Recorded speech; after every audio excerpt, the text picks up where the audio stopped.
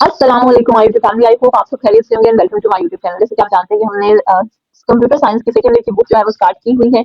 आज का प्रोग्राम जो है वो हमारा है 12.26 जो है वो हम करने वाले हैं। किस तरह से जो है इसके लॉजिक बनेंगे, क्या करेंगे, किस तरह से स्टेटमेंट को रीड करेंगे, इच एंड एवरीथिंग जो है वो इसमें जो है वो डिस्कस करने वाले हैं। टाइम को वेस्ट किए बगैर जब अपना सेक्शन स्टार्ट करते हैं, सबसे पहले हम स्टेटमेंट को जो है वो अंडरस्टैंड। स्टेटमेंट क्या है? Right a program that display products of all odd numbers from 1 to 10 using for loop. ठीक है, अब यहाँ पर देखने उन्होंने क्या कहा है कि आपको प्रोग्राम लिखना है, वो क्या प्रोग्राम करे, प्रोडक्ट फाइंड करे किसका, ऑड नंबर्स का। ठीक है, वो क्या कह रहे हैं कि ऑल ऑड नंबर्स का जो है वो आपने प्रोडक्ट, प्रोडक्ट क्या होता है मतलब उसका उसकी मल्टीप्लिकेशन जो है वो आपने उसका फाइंड आउट करना है, उसकी मल्टीप्लिकेशन उसके, ठीक है, उसको मल्टीप्लाई करते जाए, हर ऑड नंबर को मल्टीप्लाई करते जाए तो हमारे पास उसका आंसर क्या आएगा, ये है जी प्रोडक्ट। ठीक है, प्रोडक्ट जो है वो हमारे पास ये मल्टीप्लिकेशन है। ठीक है, उन्होंने वैल्यूज पे बता दिया। ऑड नंबर्स तो हमारे पास लाख हजार है, मतलब इनफिनिटी की जो है जो हमारे पास है ऑड नंबर्स है, तो हमने कितने ऑड नंबर्स फाइंड आउट करने हैं, उनका प्रोडक्ट जो है वो फाइंड आउट करना है, उनकी मल्टीप्लिकेशन फाइंड आउट करनी है। तो उन्होंने बता दिया फ्रॉम 1 to 10। ठीक है, उन्होंने बता दिया स्टार्ट, उन्होंने नंबर भी बता दिया और एंडिंग नंबर भी बता दिया कि 1 से 10 तक आपने ऑड नंबर्स का प्रोडक्ट, उनका मल्टीप्लिकेशन उनकी जो है फाइंड आउट करनी है।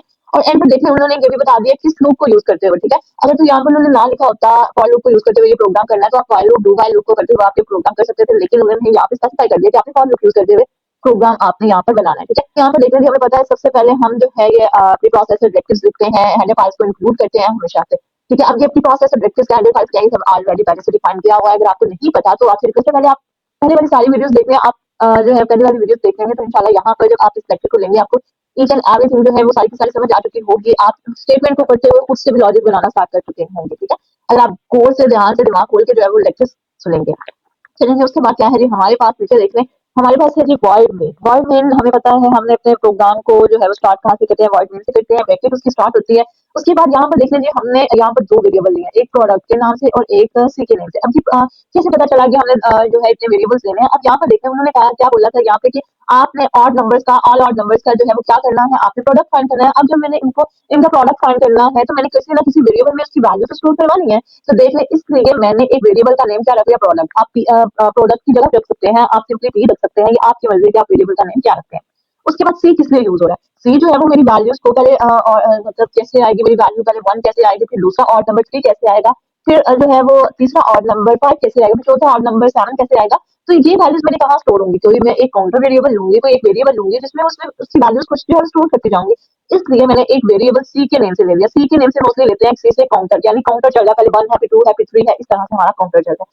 अब ये इस बात की समझ आ गई कि कितने वेरिएबल्स हमें उसकी जरूरत है। अगर फॉर एग्जांपल आपको नहीं पता चलता, आप नीचे जाकर भी देख सकते हैं, जब आप प्रोग्राम लिखना चाहते हैं, अच्छा इसकी वैल्यू मैंने कहीं स्टोर करवानी थी तो उसके लिए मैंने वेरिएबल ले लिया, तो आप दोबारा से ऊपर जो है वो वेरिएबल क्रिएट कर लें। ठीक है, उसके बाद यहाँ पर देख लें, यहाँ पर मैंने इसकी डाटा टाइप, प्रोडक्ट की डाटा टाइप क्या रखी है, लॉन्ग इंट। ठीक है, इंट मेरे पास अगर हो सकता है कि मैं मेरी वैल्यू जो है वो ज्यादा लंबी आ जाए, तो इसलिए मैंने यहाँ पर डाटा टाइप लॉन्ग इंट रख लिया। ठीक है, हम मोस्टली इंट यूज करते हैं, फ्लोट यूज करते हैं, लेकिन यहाँ पर हमने first time long int use किया। अगर आपने डाटा टाइप्स पढ़ी हो, याद हो आपको 8 चैप्टर में, 9 चैप्टर में जब हमने डाटा टाइप्स भी पढ़ी थी, लॉन्ग होती है या डबल लॉन्ग होती है, तो इस तरह से जो है वो हम डाटा टाइप्स को यूज कर सकते हैं। इसलिए हमें प्रोडक्ट की का आंसर जो हमारा काफी लंबा आ सकता है, इसलिए हमने इसकी जो है डाटा टाइप लॉन्ग इंट रख दी है। उसके बाद इंटीजर टाइप का मैंने एक वेरिएबल सी ले लिया जो मेरी वैल्यूज को पे काउंट करता जाएगा, ऑड नंबर को लेके आता जाएगा। ठीक है, अब देख लें, अब यहाँ पे मैंने क्या लिखा है, प्रोडक्ट इज इक्वल टू 1। मैंने प्रोडक्ट की वैल्यू को क्या कर दिया है, 1 इसलिए रखा है ताकि अगर प्रोडक्ट में कोई भी गार्बेज वैल्यू है तो वो उसको क्या कर दे, खत्म करके वहां पर से लिखा हुआ नजर आए। देखिए अब एक के साथ में किसी भी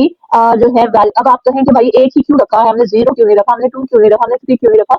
तो यहाँ पर हमने एक इसलिए रखा है कि एक एक ऐसा वाहिद नंबर है जिसको जिसके भी साथ मल्टीप्लाई किया जाए वो वही नंबर रहता है। ठीक है, उसके उससे कोई भी आपका जो है गलत आंसर आने के चांसेस नहीं होते। एक से तो है, अगर मैं यहाँ पर फॉर एग्जाम्पल 0 लिखती तो क्या होता, मेरा जो भी आंसर आता वो हमेशा 0 होता जाता। ठीक है, 0 होता जाता है, इसलिए मैंने यहाँ पर क्या लिख दिया है, 1 लिख दिया है। ठीक है, ये बात समझ आ गई। उसके बाद यहाँ पर देखें, अब हमारा फॉर लूप जो है स्टार्ट हुआ, फॉर लूप स्टार्ट हुआ, फॉर लिखा, सबसे पहले हम फॉर लूप लिखते हैं, हमें पता है फॉर का कीवर्ड लिखा जाता है, आपको आर लिखना है।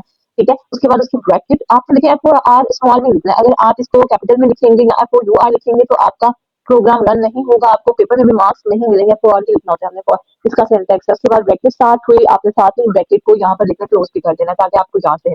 अब यहाँ पर देख लें, सी जो है सी इज इक्वल टू 1। 1 मैंने यहाँ पर क्यों रखा, ऊपर अगर आपको याद हो तो उन्होंने इनिशियल वैल्यू भी बताई हुई है कि आपने इनिशियल वैल्यू क्या है, 1 से 10 तक आपने ऑड नंबर्स का प्रोडक्ट फाइंड आउट करना है। ठीक है, तो यहाँ पर देखने इसलिए मैंने स्टार्टिंग वैल्यू जो है वो सी इज इक्वल टू 1 रखा कि मेरा सी जो है वो क्या चलेगा, 1 से चलेगा, फिर उसकी वैल्यू 2 3 4 इस तरह से होती जाएगी। और देख लें यहाँ पर मैंने नीचे कंडीशन क्या लगाई, यहाँ पे एंड वैल्यू क्या है आपकी 100 है, और आपको मैंने ये बताया हुआ है, हमेशा कंडीशन में आपने यहाँ पर जो है राइट साइड पर आपने वो वैल्यू एंडिंग वैल्यू जो है वो लिखनी होती है। अगर तो आपके प्रोग्राम में दी हुई है तो वेल एंड गुड, नहीं दी होती है, ठीक है, मोस्टली उन्होंने बताया था कि तब तक आपने फाइंड आउट करना है। यहाँ पर आपने एंड वाली वैल्यू जो है वो लिख दी है। यहाँ पर देखने से इक्वल टू 1 लिखने के बाद आपने हमेशा यहाँ पे सेमीकोलन मस्ट लगाना, ठीक है। अब C less than is equal to 10, यानी जब तक सी की वैल्यू छोटी रहती है 10 तक, तब तक ये लूप क्या होता रहेगा, चलता रहेगा, ठीक है। अब देखिए यहाँ पे अगर आप कहें कि आपने ग्रेटर देन क्यों नहीं लगाया, तो यहाँ पर अगर मैं ग्रेटर देन का साइन लगाती हूँ तो मेरा यहाँ पर फर्स्ट में ही लूप जो है वो टर्मिनेट हो जाएगा, मुझे कोई भी आंसर नजर नहीं आएगा। क्यों? क्योंकि 1 जो है वो ग्रेटर है आपका 10 से। कंडीशन क्या होगी, फॉल्स होगी। जैसी कंडीशन फॉल्स हुई तो फॉर लूप की बॉडी से बाहर आएगा और आपको रिजल्ट क्या कर देगा, आपको शो करवा देगा जो भी बनेगा, ठीक है। कुछ भी नहीं बनेगा क्योंकि आपका क्या है, आपको प्रोडक्ट में सिर्फ 1 नजर आएगा, ठीक है, उसका बाकी का आंसर नजर नहीं आएगा। इसलिए यहाँ पर हमें पता है कि यहाँ पर लेस देन लगाना है, ठीक है। लेस देन लगाए जब तक की वैल्यू छोटी रहती है 10 से, ठीक है। उसके बाद सेमीकोलन, यहाँ पर हम इंक्रीमेंट एंड डिक्रीमेंट कराते हैं। अब यहाँ पर देखिए मैंने क्या किया कि मैंने सी की वैल्यू में हमेशा 2 का इजाफा कर रही हूँ। क्यों 2 का इजाफा कर रही हूँ, मैंने 1 का क्यों नहीं इजाफा किया, मतलब 1 को इंक्रीमेंट क्यों नहीं किया। अगर आप ऊपर स्टेटमेंट देखें तो उन्होंने क्या बोला हुआ, ऑड नंबर्स को आपने उनका प्रोडक्ट, उनकी मल्टीप्लिकेशन जो है वो फाइंड आउट करनी है। तो 1 के बाद मेरे पास ऑड नंबर कैसे आएगा, अगर मैं 1 में 1 ऐड करती हूँ तो मेरे पास तो ये 2 आ गया, तो 2 is not a odd number, ठीक है। 2 जो है वो हमारे पास ऑड नंबर नहीं है। तो फिर मुझे क्या करना चाहिए, अगर मैं 1 में 2 प्लस ऐड करती हूँ तो मेरे पास आ जाता है यहाँ पर 3, यानी कि मैं 2 ऐड करती हूँ तो मेरे पास 3 आता है। फिर मैं 3 में प्लस 2 ऐड करती हूँ तो मेरे पास 5 आता है, यानी मेरे पास यहाँ पर 2 आना चाहिए, प्लस 2 ऐड होना चाहिए ताकि मेरे पास ऑड नंबर आ सके। इस वजह से यहाँ पर प्लस 2 लगाया है ताकि मेरे पास ऑड नंबर आ सके। ये बात समझ में आई, हमने ऑड नंबर्स को ऐड करना है ना। अगर मैं 1 ऐड करती, यहाँ पे 1 प्लस करती, सी की वैल्यू में हमेशा 1 ऐड करती जाती तो वो मेरे पास ऑड नंबर नहीं थे आने, पहले 1 फिर 2 फिर 3 फिर 4 फिर इवन एंड ऑड दोनों आ जाने थे। लेकिन मुझे ऑड नंबर चाहिए, इसलिए मुझे पता है इतनी सेंस हमें होनी चाहिए, इतने प्रोग्राम हम करके आ चुके हैं कि ऑड नंबर हम किस तरह से ले सकते हैं। प्लस 2 करूंगी 1 में, प्लस 2 करूंगी तो मेरे पास क्या आ जाएगा, ऑड नंबर आ जाएगा, ठीक है। अब क्या किया जाए, सी इक्वल टू सी प्लस 2, सी की जो भी वैल्यू होगी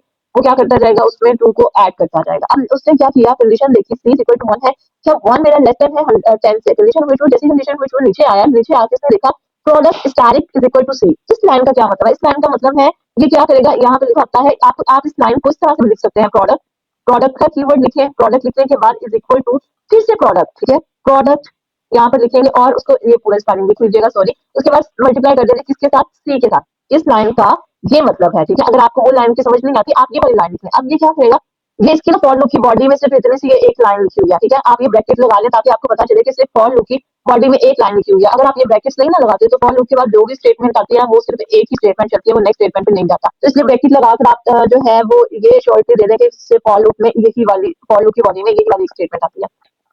अब क्या पढ़ा है, प्रोडक्ट में क्या पढ़ा हुआ है, मैं यहाँ पे लिख देती हूँ, यहाँ पे है कि प्रोडक्ट, ये एक वेरिएबल है प्रोडक्ट और उसमें पढ़ा हुआ है 1, ठीक है। 1 पढ़ा हुआ है। अब क्या करेगा, 1 मल्टीप्लाई करेगा, सी में क्या पढ़ा हुआ है, देखो सी में भी 1 है तो 1 मल्टीप्लाई बाय 1, आंसर क्या आया 1। और इसने प्रोडक्ट में, प्रोडक्ट के वेरिएबल में क्या स्टोर करवा दिया, 1 ही स्टोर करवा दिया, ठीक है। उसके बाद जैसे ही इससे ये फॉर लूप की बॉडी को एग्जीक्यूट किया, दोबारा से ये कहाँ पर आया, इंक्रीमेंट डिक्रीमेंट वाला ऑपरेटर, ठीक है। इस वाले स्टेटमेंट पर आया, उसने क्या किया, सी की जो भी वैल्यू उसमें प्लस 2 कर दो। सी में 1 पढ़ा हुआ था, 1 प्लस 2 क्या हो गया, इक्वल टू हमारे पास आ गया जी 2 आ गया, ठीक है। हमारे पास क्या आ गया, प्लस 2 किया तो मेरे पास सी की वैल्यू ये 3 आ गई, ठीक है। 3 आई, जैसे ही 3 आई उसने फिर कंडीशन को मैच किया, 3 जो है सी में 3 पढ़ा हुआ है, 3 less than equal to 10, condition हुई ट्रू, ट्रू हुई तो नीचे आया। फिर उसने क्या दिया, प्रोडक्ट में क्या पढ़ा हुआ है, 1 पढ़ा हुआ है और सी में क्या पढ़ा हुआ है, मल्टीप्लाई बाय 3, ठीक है। सी में क्या आ गया 3, तो 1 जो है मल्टीप्लाई बाय 3 करें तो आंसर क्या आता है, 3 आता है। अब उसने क्या किया, 1 को हटा के प्रोडक्ट में क्या स्टोर करवा दिया, 3 स्टोर करवाया। दोबारा से हमारा कंट्रोल जो है वो इंक्रीमेंट डिक्रीमेंट वाला ऑपरेटर पर जाएगा। फिर उसने क्या किया, सी की जो भी वैल्यू उसमें प्लस 2 कर दो।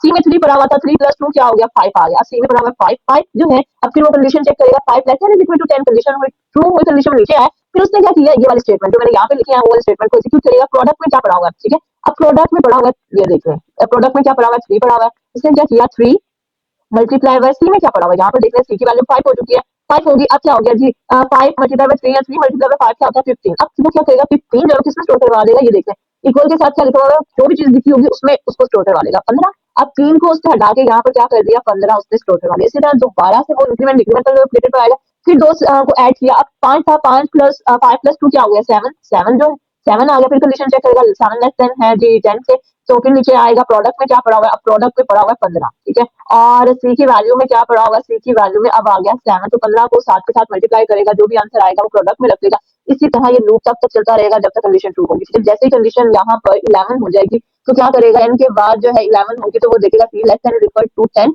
तो ये देखिए 7 हुआ, फिर 2 प्लस किया तो 9 हो गया, 9 के बाद 9 प्लस 2 किया तो 11 हो गया, ठीक है। 11 होगा, 11 लेस देन 10 नो, कंडीशन क्या हुई, फॉल्स हुई। वो जैसे ही फॉल्स हुई नीचे आया, इसकी बॉडी के बाद देखा जी कौन सी स्टेटमेंट लिखी हुई है, ये वाली स्टेटमेंट, प्रिंटफ की स्टेटमेंट लिखी हुई है।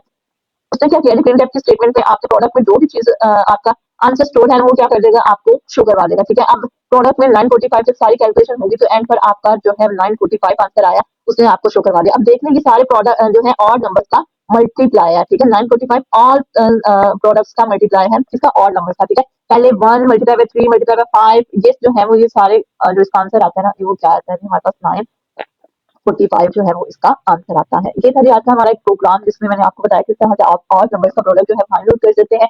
अगर किसी बात की समझ ना आई हो आप कमेंट सेक्शन में पूछ सकते हैं। अपने दोस्तों के साथ जरूर वीडियो शेयर कीजिएगा।